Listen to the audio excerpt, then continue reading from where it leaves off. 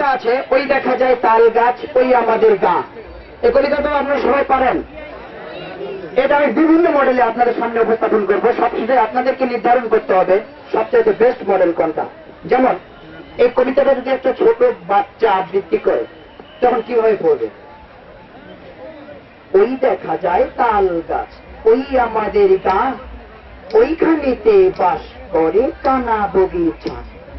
ও বগি তুই খাস কি, পান্তা ভাত চাস কি, ঠিক এভাবে আবৃত্তি করবে। এখন মনে করুন একজন কারি সাহেব কোরআন তেলাওয়াত জন্য করেন, ঠিক সেভাবে কবিতাটা পড়ছেন, তখন কিরকম হবে?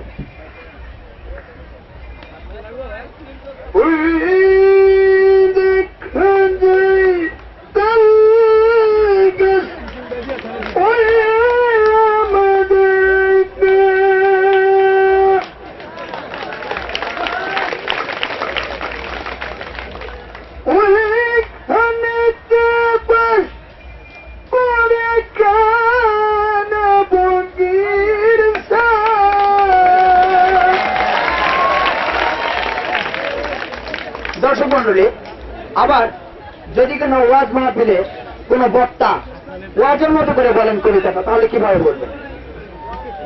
আমার বাজানেরা, ওই দেখা যায় তাল গাছ, ওই আমাদের গা, ওইখানেতে বাস করে কানা বগির সা।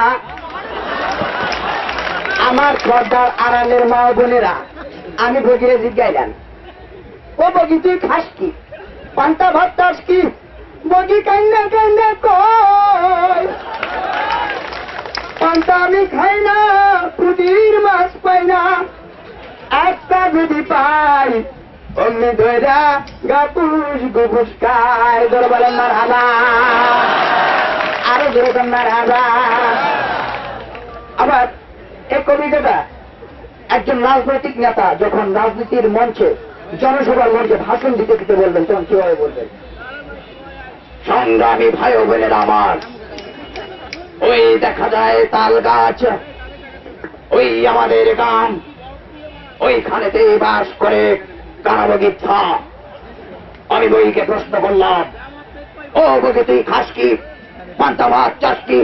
তাৎক্ষণিক ভাবে ক্ষিপ্ত হয়ে বগি আমাকে উত্তর দিয়েছিল, পান্তা আমি খাই না, পুটির মাছ পাই না, একটা যদি পাই অন্য ধরে কাপুস গুপুস খাই। আপনারা আমার সাথে একমত? সম্মানিত দর্শক, আমাদের এই দেশ বাংলাদেশ, অলি আল্লাহর বাংলাদেশ, তাই না?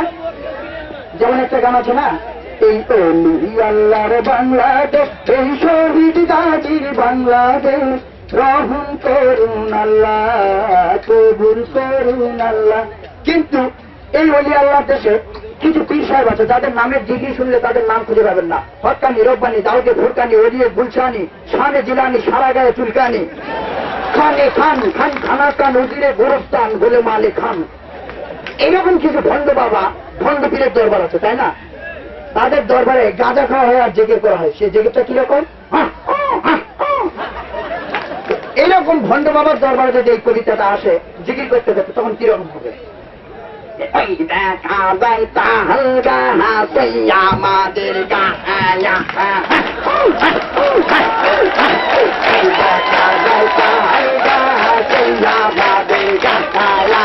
ওইখানেতে বাস করে, ওইখানেতে বাস করে কানা বগির ছায়া। ওই দেখা যায়, ওই